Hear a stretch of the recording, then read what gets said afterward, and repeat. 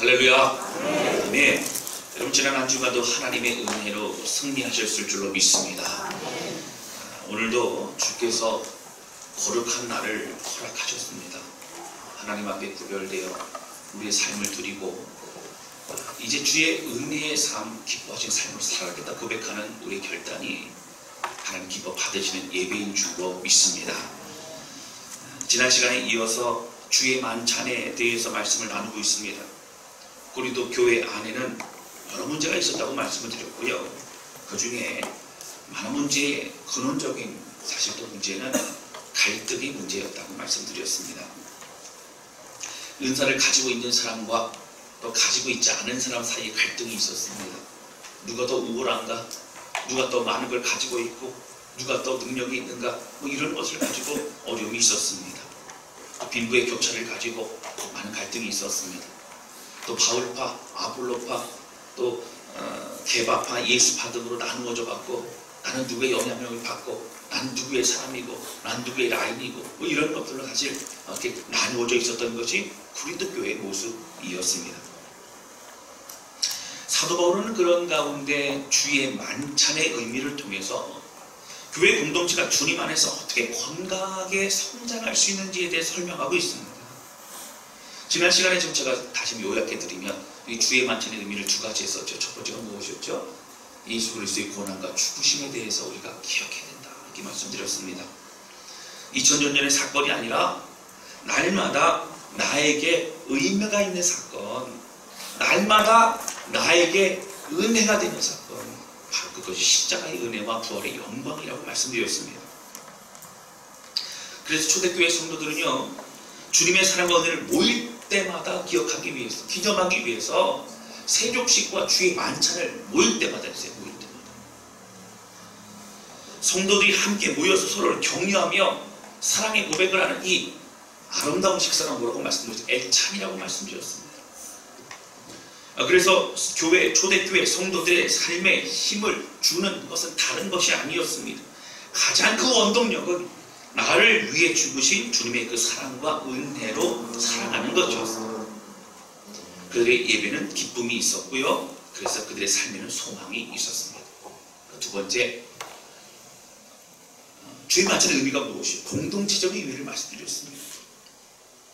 고린도 교회 안에 여러 갈등이 있었고요. 부유한 사람들과 이 부유한 사람들이 자신들이 준비해온 그 음식들을 가지고 오다 보니까 가난한 사람들, 어려운 사람들, 음식을 준비하지 못한 사람들, 이런 사람들에게 내 것을 나눠주기가 싫은 거예요.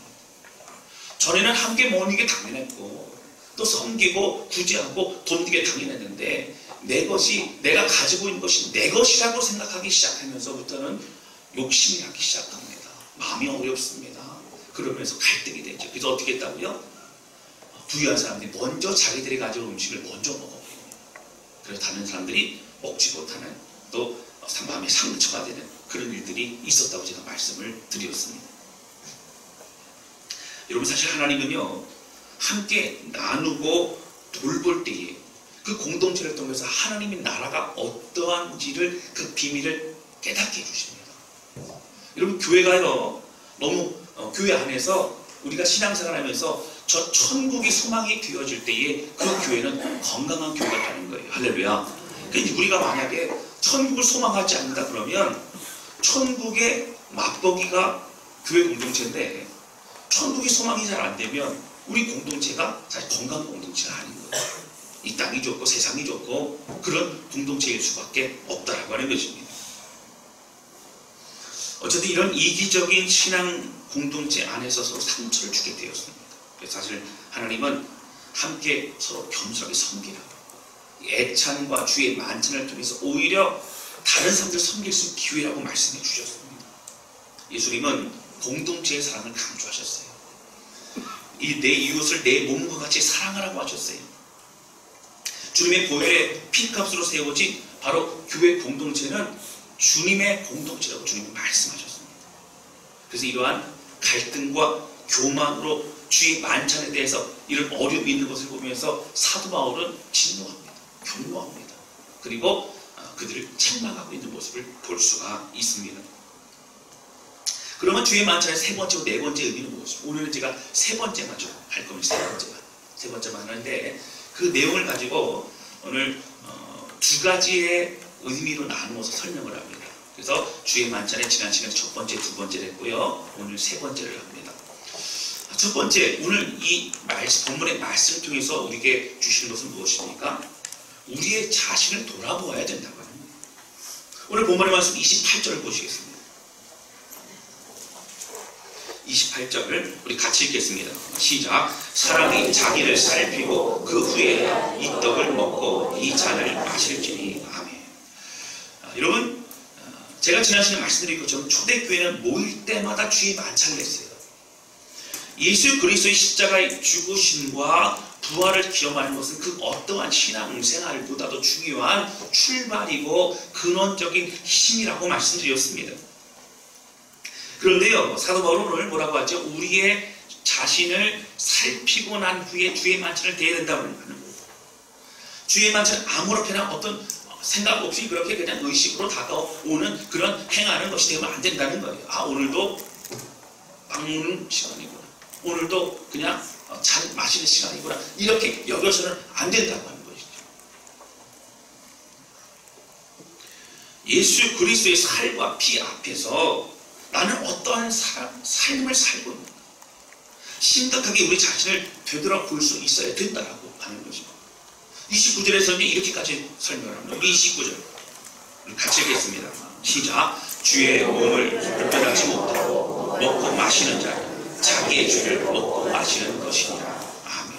여러분, 주의 몸을 주의 만찬을 내가 그 뜻에 합당하게 분별하고 준비하지 못하고 그냥 그것을 먹고 마시고 하게 되면 오히려 죄를 쌓는 그런 시간이 될 수 있다는 겁니다. 굉장히 무서운 얘기예요.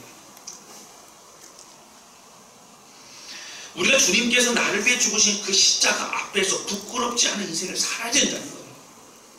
여러분, 여기 28절에 보면요, 이렇게 나오죠. 자기 자신을 살피고, 그러니까 자신을 살피고라고 하는 그 내용을 헬라어 원어로 보면 도키마제토라고 하는 그 단어를 씁니다. 이 도키마제토가 무슨 뜻이냐면요, 검사하다, 시험하다 이런 뜻이에요. 근데 이 단어는 주로 어디에 쓰이는 단어냐면, 여러분, 순금을 검사할 때 이게 진짜 순금인지 아닌지 불순물이 섞여 있는지를 검사할 때 이 마제토라고 하는 이 단어를 써서 시험하다, 검사하다 썼단 말이에요.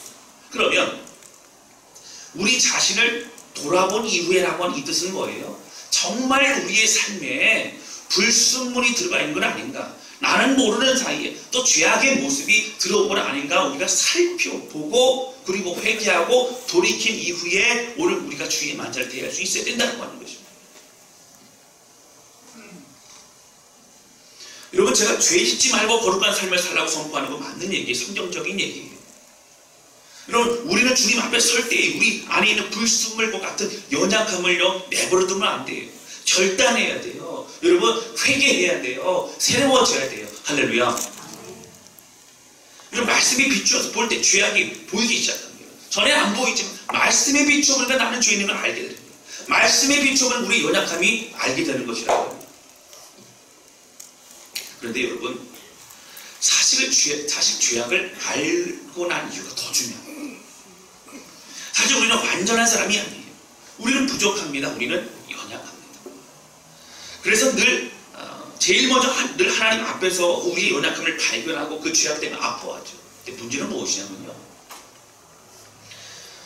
발견하지도 못하는 것도 더 큰 문제지만 우리의 죄악을 발견한 이후에 그것을 가지고 더 이상 다른 발전이 없는 것도 큰 문제예요. 여러분, 신앙생활 하면서 5년, 10년, 30년, 40년 신앙생활 합니다. 근데 문제는 뭐예요? 알고 있어요. 내가 죄인인 걸 알고 있어요. 내가 돌이켜야 될 삶이 무엇인지 알고 있어요.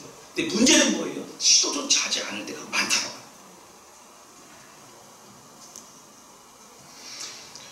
여러분, 여기서 자기를 살핀다라고 하는 것은요, 완벽한 삶을 말하지 않습니다. 우리의 죄 있는 사람은요, 주의 만찬을 전혀 하지 말라고 말하는 게 아니에요. 그것을 어떻게 해요? 삶을 주 앞에 드리면서 회개하고 돌이켜 결단하고 난 이후에 주의 만찬을 대하라는 거예요. 정지하는 건 아니에요. 그냥 너희는 죄 있으니 하지 말라 이런 것이 아니라 돌이켜라. 그리고 새롭게 출발하자라고 하는 거죠.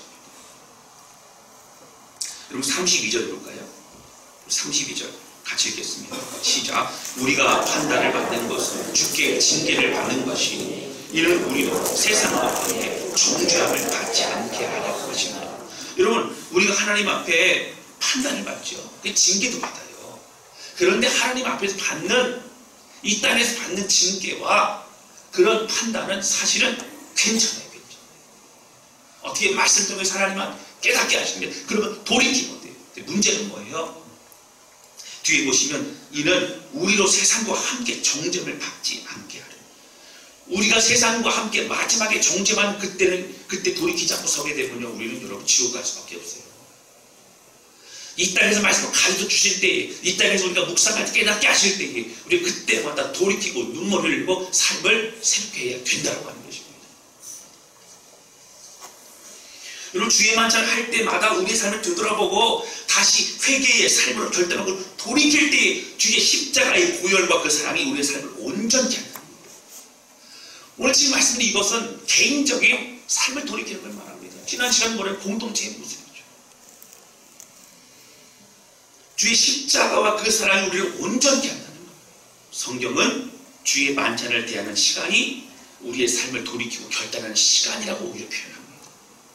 너희는 죄인이라 정죄하는 시간이 아니라 결단하고 돌이키는 기회의 시간이라고 우리에게 말하고 있는 겁니다.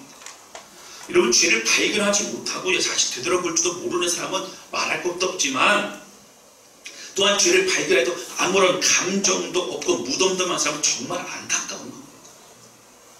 그러나 여러분 근데 과거를 가지고요 하나님 앞에 죄송한 마음을 갖고 또 죄 안에 살고 다시 그 죄로 인해 아파하는 그런 반복적인 삶을 이제 우리 모두 끝내야 된다는 거예요. 우리가 죄를 발견하고 그 죄악의 모습으로 마음이 아프다면 이제는 돌이켜야 합니다. 이제 달라져야 돼요. 회개와 감사의 기도 때에 우리가 함께 기도하지 않습니까? 매 주일마다 죄송하고 그래서 결단하지만 또 쉽게 죄를 짓고 또 쉽게 유혹에 빠지다면 여러분 우리의 회개는 심각하게 되돌아볼 수 있어야 된다는 겁니다. 여러분 지금 우리 예배는요 초대교회처럼 매 주일 예배 때마다 주일 만찬을 하지는 않습니다. 그러나 여러분 동일한 의미를 가지고 있어요. 어떤 것일까요? 우리가 십자가 앞에서 예배를 드려요. 우리가 그 은혜 앞에 예배 드려요. 그렇다면 동일하게 내가 십자가의 그 보혈과 은혜 앞에서 합당한 삶을 사는지를 돌이켜보고 그리고 주 앞에 기도하고 하나님 앞에 온전한 마음으로 예배를 드릴 수 있어야 된다고 하는 거죠. 이것이 예배라고 하는 거예요. 여러분 신앙이 성장한다는 것은요 시도한다는 얘기예요. 다른 삶을 살아보는 거예요. 믿음의 발걸음 옮겨보는 거예요. 이제는 포기하지 않는 겁니다. 이제 주저하지 않는 겁니다. 이제는 주의 말씀으로 다시 발걸음 옮기며 살아가는 것입니다. 다시 새로운 피조물의 삶을 살아가는 것이고 시도하는 것입니다. 할렐루야. 그러면 여러분 근데 이게 말처럼 쉽지가 않다니까요. 만약 제가 매주마다 여러분 이렇게 하지 마십시오 이렇게 하지 마십시오 얘기만 계속 매주마다 하면 제가 그런 얘기 다 하긴 하죠. 지난주에 제가 어떤 분들하고 교제를 하다 보니까 목사님 말씀이 너무 세요 그러시는 거예요. 그래서 왜 세요 그러니까 찔리기도 하는데 죄악에 대해서 이렇게 막 선포하시니까 너무 힘들어요. 그래서 제가 그런 얘기 했어요. 힘들어만 하지 마시고 기도하고 새롭게 출발하시면 됩니다. 그렇게 얘기했어요. 할렐루야. 네, 너무 힘들어만 하지 마시고 뒤에 이제 끝까지 오는 내용을 다 들으시면 우리 믿음 안에 승리하는 방법이 있어요. 오늘 그거 다 듣고 가셔야 돼요. 중간에 졸면 안 됩니다. 그러면 듣다 마는 잘 들으셔야 돼요. 여러분 제가 매주마다 그런 얘기만 하면 사람들이 힘들 거예요. 교회 와가지고 어떻게 해요? 맨날 혼나는 것만 갖고 하나님 앞에서 그렇죠? 그러니까 교회 오기도 싫고 막 그런 생각이 들 겁니다. 우리 감추고 싶은 그런 죄악을 들춰내고 그리고 부끄럽고 마음이 아픈데 이런 것을 가지고 또 어떻게 해야 돼요? 해결책도 없는 것 같아요. 힘든 거예요. 내 이겨낼 힘도 없는 것 같아요. 우리는 정죄에 당하는 그런 삶을 사는 것만 같습니다. 우리는 우울한 그 삶인 것만 같아요. 그러나 여러분 우리 주의 만찬에 자신을 되돌아보라고 하는 것은요 죄악에 대해서 정죄만 하는 것이 아니에요. 거기에 대해서 알려주기만 하는 게 아니에요. 돌이키는 인생, 여러분 죄악의 문제를 해결할 수 있는 방법도 있다고 하는 거예요. 할렐루야. 끝까지 들으셔야 되는데 여러분, 그럼 두 번째, 오늘 이 말씀도 우리가 죄를 깨닫고 돌이키는 거 너무너무 중요한데 두 번째는 어떻게 하면 되느냐. 어떻게 하면 되느냐. 두 번째 승리의 비결은 바로 우리 주님이시라고 하는 거예요. 저는 앞에서 말씀드렸지만 우리의 반복적인 죄악의 삶에서 벗어나야 한다고 제가 말씀드렸어요. 여러분, 일주의 삶이요, 죄책감을 해결하기 위해서 교회 나오는 것이 아니라는 거예요. 사실 어떻게 해요? 주님 붙잡고 믿음으로 한 걸음 옮겨가면요, 우리는 이미 성화의 단계로 하나하나 지금 닮아가고 있더라라고 하는 거예요. 할렐루야. 주님의 은혜가 여러분 가운데 있는 줄로 믿습니다. 근데 한 번에 되지 않아요. 주님 없이 그날까지는 계속 싸워 나가야 됩니다. 그러나 여러분 가능해요. 여러분 실패해도 연약하고 넘어져도 또 포기하지 않으면 우리 주님 안에서 승리할 수 있는 줄로 믿습니다. 우리가 매주 우리 삶을 되돌아보고 또 연약함 속에서 발견한 추억이 많아요. 여러분 저도 사실 저의 모습을 발견할 때 참 마음이 아프죠. 저도 말씀을 함께 나누는 그렇게 선포하는 사람이지만 얼마나 부족함이 많은지 몰라요. 미워하는 마음, 또 교만한 마음, 그런 마음이 들 때마다 주여 저도 부족하고 연약해서 도저히 말씀 나눌 수 없는 그런 사람입니다. 이런 고백을 할 수밖에 없다고 하는 거예요. 완전하지 않습니다. 늘 부족하고 연약합니다. 이 강단에 올라서 설교를 할 수 없는 그런 부족한 사람이죠. 연약함을 들추어내고 부끄러운 마음을 하나님께 닿게 하실 그때 다시 무릎 꿇게 된다고 하는 거예요. 여러분, 제가 성경에 보면 이런 말씀이 있죠. 개가 토한 것을 도로 먹는 것 같이. 저는 이 말씀 보면서 얼마나 마음이 아프죠. 강아지 키워보신 분들은요, 요즘 강아지들은 아무거나 안 먹는다고 그러는데, 그럼 강아지가 토한 것을 도로 먹는 거 보신 적 있으시죠? 저는 봤는데 그런 게 있어요. 그런 게 있어요. 토하고 나서 또 도로 먹고. 사실 우리는 어때요? 우리가 더러운 죄악에 대해서 하나님 결코 내가 그 삶을 살지 않겠습니다. 내가 그렇게 내가 가까이 하지 않겠습니다 라고 말하지만 어느덧 그 자리에 가 있고 또 그 마음을 가지고 있고 그렇게 행동하고 있는 것이 우리들의 연약한 모습이더라고요. 저 자신이 머무쳐서는 하나님, 저는 개와 같은 존재입니다. 하나님, 다시 또 죄악 가운데 뒹구르고 있는 그런 돼지와 같은 존재입니다. 여러분 그렇게 고백을 하고 있다고 하는 거예요. 저도 절대 그렇게 살지 않겠노라고 고백하고 결단하지만 다시 그 행동을 하는 토한 것을 다시 도로 먹는 것 같은 그런 참혹한 인생이 여러분 저의 모습이라고 우리 모두의 모습이기도 하다고 하는 거예요. 할렐루야. 여러분 오늘 주의 만찬 앞에서 사시는 사람이 있으시면 좀 자신이 있으세요? 십자가 앞에 난 그래도 온전히 살아왔다고 여러분 고백할 수 있는 분이 계십니까? 아무도 없어요. 아무도 없어요. 그런데 당연하다는 듯이 그렇게 우리가 살아가서는 안 된다는 거예요. 여러분 저는 개인적으로요, 제 자신의 연약함과 부족함을 느낄 때마다 늘 묵상하는 말씀 구절들이 좀 있어요. 전체적으로 하나님의 말씀 너무 감사하지만 몇 가지가 있는데 특별히 그럴 때마다 모세가 출애굽을 이제 백성 이끌어내라고 하는 하나님께서 미디안 광야의 주를 부르시던 이제 모세를 부르시던 그 장면에 대해서 묵상을 많이 합니다. 또 요한복음 21장에 나와 있는 베드로, 실패한 베드로, 디베랴 바닷가에서 다미스로 물고기를 잡으려고 했지만 그러나 빈 그물이 되어지고 깊은 곳에 들어가 그물을 내리라. 그럴 때 들어가 내리고 또 그곳에서 하나님 앞에 또 순종함으로 떡과 고기를 구워주시고 내가 다른 사람 나를 더 사랑하느냐 말씀하신 주님, 그리고 이제는 내 양을 먹으라 말씀하신 그 주님의 그 말씀을 묵상하는 주여 제가 주님의 길로 가겠습니다 고백하게 된다고 하는 거예요. 또 하나는 뭐냐면요, 포도 농장에 사람들 다 불려가서 일하게 되는데 오후 5시에 불려가요. 일군. 그리고 왜 오후 5시에 불려가겠어요? 능력도 없고 힘도 없고 아무것도 없고. 그래서 사실은 쓰임 받을 수 없는 것만 같은 그런 존재이지만 하나님의 부르심 가운데 쓰임 받는 그 존재, 오후 5시에 불려간 사람.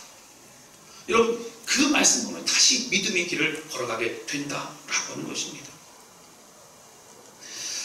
여러분 요한복음 21장 우리가 내용을 한번 좀 살펴보시면 이렇게 나오죠. 예수님이 부활하신 이후에 제자들을 만나는 그런 장면이 나옵니다. 그런데 요한복음 21장에 나오는 베드로를 만나는 장면, 베드로 외에도 사실 몇 명 더 있었어요. 근데 그 장면은요, 다른 제자들을 만나주신 장면보다도 많은 지면을 할애하고 또 디테일하고 좀 세밀하게 표현되어 있는 부분이 굉장히 많다라고 하는 거예요. 어떤 심리적 표현, 베드로 한 사람을 향한 굉장히 하나님의 예수님이 그 사랑하는 마음들이 다 드러나 있는 것이 바로 그러한 요한복음 21장의 모습이더라고 하는 것입니다. 베드로는 부활한 주님을 사실 요한복음 21장 전에 한번 뵀었어요. 다른 제자들과 함께 주님을 만났는데 3번이나 주님을 저주하며 부인했던 그 사건 때문에 다가가지도 못하고 말도 못 걸어보고 죄송하다는 얘기도 못하고 그냥 뒤에서 멈칫멈칫 있다가 그냥 집으로 돌아가게 됩니다. 그리고 TV랑 바닷가로 가죠. 그걸 너무나 죄송했어요. 3번이나 저주에 부인했던 그 자신이 너무 부끄러웠습니다. 여러분, 그러나 무엇보다도 정말 죽을 것만 같이 부끄러웠던 건 뭐냐면 그가 3번을 부인했다는 것이 아니에요. 그것도 부끄러웠지만 베드로는 그의 인생이 장담하는 인생이었어요. 주님, 다른 제자들이 다른 사람 다 주님을 떠날지라도 저는 결코 주님을 떠나지 않겠습니다. 저는 끝까지 주를 위해 살겠습니다. 목숨을 바치겠습니다. 말했던 사람이 베드로였다라고 하는 것입니다. 그러나 여러분, 베드로는요, 예수님 곁을 떠날 정도가 아니라 자신의 목숨을 구하고자 부인하고 저주까지 했던 사람이라고 하는 거예요. 그래서 그는 그 부활하신 주님을 제자들과 함께 보았지만 그는 그 물고기를 잡으러 갈 수밖에 없었어요. 다시 예수님의 제자의 삶을 살 수가 없었습니다. 그러나 여러분, 밤이 새도록 수고하였지만 그는 빈 그물이었어요. 밤이 새도록 그는 디베랴 바닷가에서 왔지만 그는 아무것도 얻을 수가 없었습니다. 아무래도 안 됐어요. 그때 그에게 찾아오신 바로 예수님을 다시 만나게 되더라고 하는 거예요. 할렐루야. 사랑하는 성도 여러분, 여러분, 이것이 우리 인생이에요. 우리 인생도 힘들지만 우리의 죄악의 모습도 여러분 힘들지만 정말 우리를 힘들게 하는 것은 우리 자신에게 실망할 때가 더 그렇다. 죄악의 모습에서 벗어나지 못한 우리 자신에 대해서 우리가 힘들어할 때가 많아요. 저도 그렇습니다. 여러분, 그것을 하나님 자꾸 뒤 흔드는 거예요. 구원 받았지만 오늘 우리의 삶이 은혜와 감격의 삶이 아니라 사단이 쇠사슬을 묶어 우리를 뒤 흔들며 정직함 가운데 빠져 늘 눈물로 죄책감이 호덕이 만드는 것이 여러분 사탄의 계획이라고 합니다. 여러분, 우리 인생은 빈 그물과 같은 인생, 예수님 없는 인생은 아무것도 할 수 없는, 아무것도 얻을 수 없는 그런 인생이랍니다. 오히려 전에와 같이 그렇게 살려고 해도, 여러분, 또 쉽게 죄집을 살려고 해도, 사실 여러분 구원받은 사람들, 예수 그리스도 믿는 사람들은 세상 다 나가보세요. 그것도 안 돼요. 그것도 세상 나가서도 마음껏 다시 세상 돌아가서 내가 살고 싶다 하고 여러분 해보세요. 잘 안 된다는 거. 왜 그런 줄 아세요? 마음에 찔림이 있어요. 찔림이. 괴로워요. 그래서 우리는 어떤 사람이냐면요, 세상에서 확 놀지도 못하고 또 주님 앞에 나와서 또 확 또 전심으로 삶을 들이지도 못하고, 이것도 아니고 저것도, 여기도 불편하고 저기도 불편하고, 그런데 교회는 나와야 되고 주일날 와서 죄책감 해결하고 또 세상에 나가서 걸쳐있고, 그러니까 너무 괴롭고 힘든 거예요. 말씀 가까이 하기도 어렵고 목사님만은 불편하고, 그런 것이 우리의 모습일 수 있다라고 하는 것입니다. 베드로는 다른 제자들보다도 늘 앞장서 열심을 다했어요. 자신이 먼저 대답하고 자신이 먼저 움직이고 그래야만 직성이 풀렸던 그런 열심히 있는 사람이었습니다. 자신감 넘치는 사람이었고 누구보다 똑똑하게 행동하려고 했고 그는 늘 그런 마음을 가지고 살아갔습니다. 그는 누구보다도 부끄러운 행동을 하는 사람이었어요. 여러분, 40세의 모세는요, 왕궁이 자라났습니다. 왕궁에 이제 공주의 아들이 양자로 됐기 때문에 그는 또 왕자이죠. 왕자. 공주가 나이가 많아졌으니까. 애국 왕궁에서 정치, 경제, 외교, 모든 그런 여러 가지 공부를 많이 합니다. 돌아가는 거 많죠. 사실 어릴 때 그 유머가 바로 친어머니 아니었습니까? 어머니 품에서 그렇게 젖을 먹고 또 자라나면서 신앙교육을 받았죠. 내 민족은 히브리 민족이다. 히브리 민족이 저렇게 종살이하고 고통 가운데 있는데 내가 어찌해야 될까? 자신의 민족을 구하고자 하는 그런 마음들이 있었습니다. 그 여러분 어떻게 했어요? 모든 게 다 되는 것만 같아요. 권력도 있었어요. 힘도 있었어요. 그런데 그가 하려고 하자. 사실은 애굽의 군병 하나를 주먹으로 쳐 죽이게 하는 것밖에 할 수 없었어요. 그리고 그는 미디안 광야로 도망가게 됩니다. 모세는 미디안 광야에서 40여 년이 지난 40년이 시간 흐른 뒤에야 민족을 구할 수 있었어요. 여러분 사실 내가 내 힘으로 내가 지금까지 가지고 있고 또 쌓아놓은 것을 할 수 있는 것은요 아무것도 없는 것이 우리 인생이라고 합니다. 하나님의 부르심을 받고 하나님 앞에 온전히 마음을 드릴 그때에 하나님 부르십니다. 그리고 권능도 주시고 하나님 산도 붙여주시고 그리고 나아갈 길도 알려주셨다고 하는 거예요. 할렐루야. 아멘. 여러분 베드로 자신이요 장담할 수 있는 것이 없음을 그제서야 깨닫습니다. 장담했는데 할 수 있다고 했는데 사실은 할 수 있을 것만 같았는데 아무것도 할 수 없고 오히려 3번이나 주님을 저주하고 부인하고 또 뭐예요? 물고기도 안 잡혀요. 물고기도. 여러분 제가 목회하면서요 성도들에게 더 좋은 말씀과 좋은 목회도로 섬기고 싶어요. 진짜인데 안 믿으시는 것 같은데. 여러분 그래서 최선을 다하려고 하지만 늘 부족한 것만 같습니다. 그래서 늘 이 마음을 주께 올려드리며 기도해요. 하나님 좀 붙잡아 주세요. 제 은혜를 더해주세요. 이런 고백을 좀 해드리죠. 성도들의 기도 제목을 볼 때마다 참 마음이 아픕니다. 여러분 당장 제가 해결해 줄 수 있는 것이 없는, 당장 제가 어떻게 할 수 있는 게 없는 게 너무 안타까워요. 질병을 고통당하는 가정에는요 찾아가서 막 안에서 기도하면 그 자리에 막 병이 났고 막 이렇게 되면 얼마나 좋겠어요. 암덩어리가 막 사라지고 막 불에 태워지고 그런 일들이 벌어지고 그런 일들이 막 당장 일어나고 막 그런 신의 은사가 막 저한테 있고 그러면 얼마나 좋겠어요. 사업에 문제가 있고 직장에 어려움이 있는 사람들이 기도만 하면 문제가 다 해결되고 막혔던 게 열려지고 얼마나 좋겠습니까? 또 물주의 축복도 많이 받게 되면 얼마나 좋겠습니까? 안 믿는 남편 제발 좀 신앙생활 했으면 좋겠습니다. 그렇게 기도했는데 한 번 딱 나왔어요. 설교 듣자마자 콧물을 쏟으면서 주여 제가 주님과 고백하고 막 그렇게 막 그러면 얼마나 좋겠어요. 할렐루야. 할렐루야. 아멘. 또 이제 또 탐방 오시는 분들도 많이 있으시잖아요. 이사 오시는 분들 중에. 탐방 오셔서 교회를 이렇게 쭉 돌아보시는데 우리 예배를 드리면 하나님 임재가요. 막 그래서 주님 비전을 받고 사명을 받고 그 은혜 가운데 마음이 회복이 되고 그런 예배일 때마다 그런 놀라운 역사가 막 넘치면 얼마나 감사하겠어요. 할렐루야. 잘 들으셔야 돼요. 그렇다고 우리가 은혜가 없다는 얘기 아니에요. 은혜가 없다는 얘기 아니에요. 그리고 저는 말씀 준비도 그렇고요. 이 성경 공부도 그렇고 다른 사람보다 시간 더 오래 걸려요. 그러니까 더 시간이 걸려야만 되는 그런 사람이에요. 그러니까 많이 부족하죠. 더 세련되고 탁월한 말씀을 전할 수 있다면 얼마나 좋겠어요. 그래서 제가 성도들에게 미안한 거예요. 죄송합니다. 내가 다사람 교회를 섬기기에는 그릇이 부족하고 그래서 제가 뭐라고 기도했냐면 하나님 저 그릇 좀 넓게 해주세요. 간장 종지 같은 그릇 말고 좀 세수대야 큰 다라이 같은 그릇이 되면 주여 넉넉하게 좀 섬길 수 있으면 은혜를 많이 주시면 얼마나 좋겠습니까? 그런 기도 제가 많이 했다니까요. 할렐루야.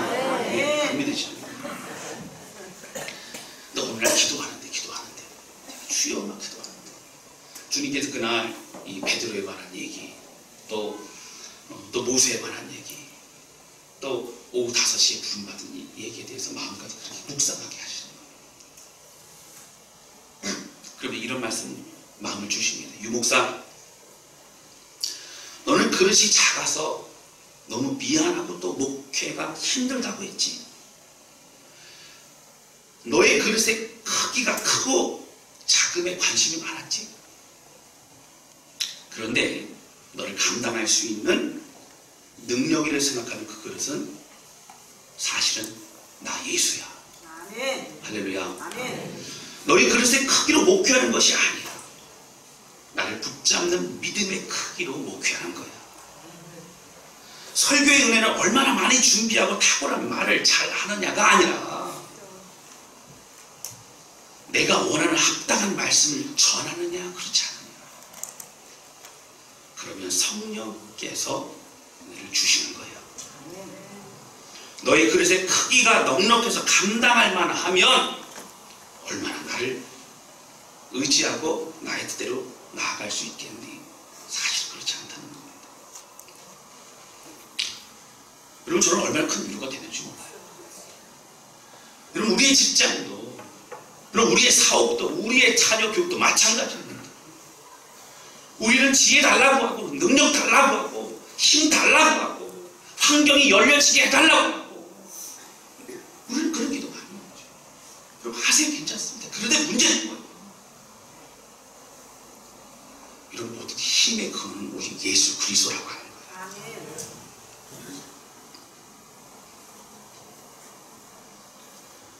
여러분, 우리는 그동안 우리가 할 수 있다고 생각했어요.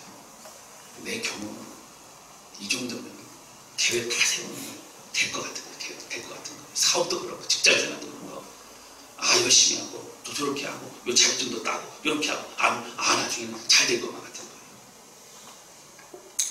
우리는 베드로같이 장담하는 인생 살았습니다. 이러한 방법으로 이렇게 하면 잘 될 것이라고 우리는 확신했습니다. 나의 계획과 경험과 자신감으로 지금까지 우리는 걸어온 사람도 많이 있다고 하는 거예요. 그러나 이런 우리 자신의 부족함으로 인해 실망하거나 깊은 마음의 좌절에 빠지기도 하죠. 우리는 능력을 달라고 기도합니다. 우리는 상황을 해결해 달라고 기도합니다. 우리는 어려움을 극복하게 해달라고 기도합니다. 그러나 여러분 잘 들으셔야 돼요. 정말 중요한 것이 있어요. 우리의 그릇의 크기와 능력에 집중하지만 우리는 그렇지만 주님은 어떻게 된다고요? 우리에게 말씀하세요. 바로 우리의 그릇은 오직 예수 그리스도시라고 하는 거예요. 밤이 새도록 수고하였지만 한 마리도 잡지 못하는 것이 우리의 인생입니다. 여러분 상상해 보세요. 평생을 물고기 잡았는데 한 마리도 안 잡히는 게 기적이라니까요.